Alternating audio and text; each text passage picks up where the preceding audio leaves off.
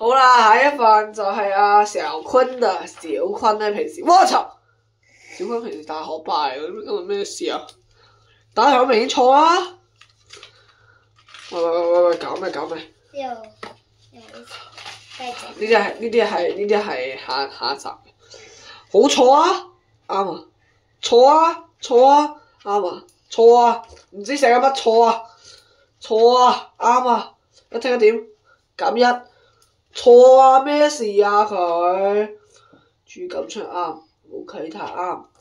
加油啊！減5，減1，減5，再減5，再減5，黐線啊！佢咩事啊？退化咁樣，好似變咗野人啊真係。好，睇下先。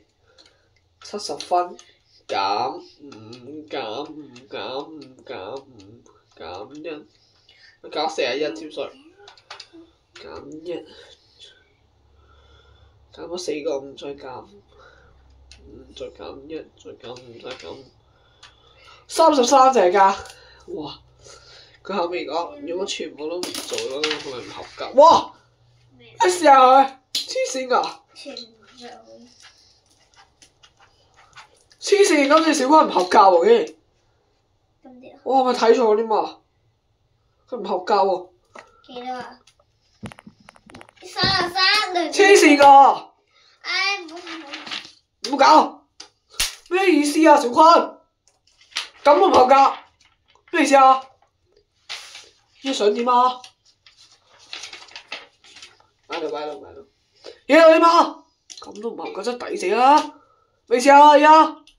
黐線咩啊？係咁簡單嘅題咯，呢個小坤個份嚟嘅喎。佢完全唔做喎，佢咩事啊？食得嬲先。真係好退步啊！我真係下一集見。